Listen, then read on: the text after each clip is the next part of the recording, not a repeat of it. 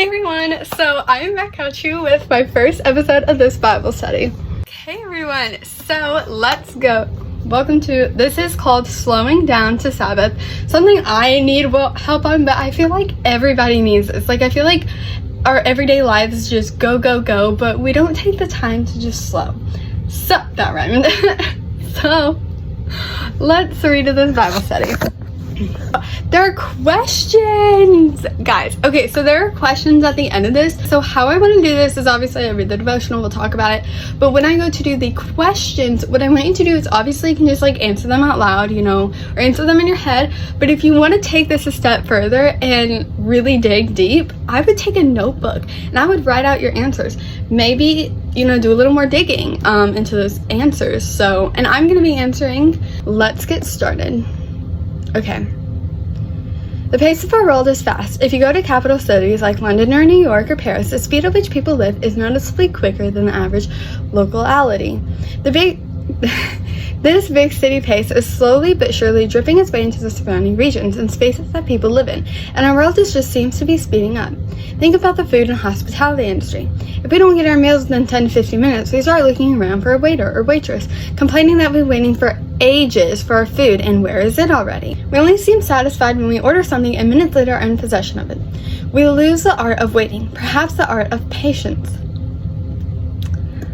Called me out there.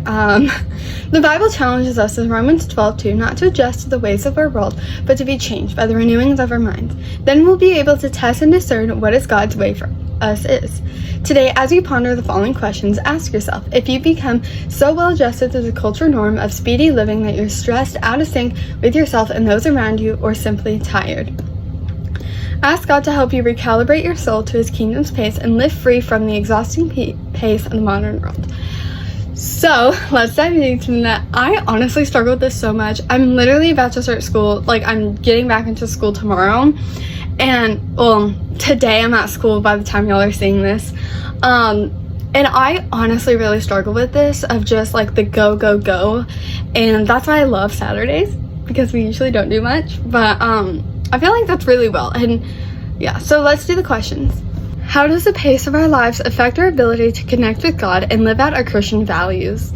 I feel like a lot of times, this is like evident for me, is like we get in the hustle bustle to like where we're just like going through the motions. Like you're going through the motions of going to church. Like when I do my morning or nighttime Bible study, like I'm going through the motions. A lot of times, like on school days especially, or like when I'm going to church and I'm doing my Bible study on YouVersion. Sorry, I do not feel good right now. So, like, I feel like I'm just going through the motions of, like, trying to, you know, get that done so I can get ready. But, okay.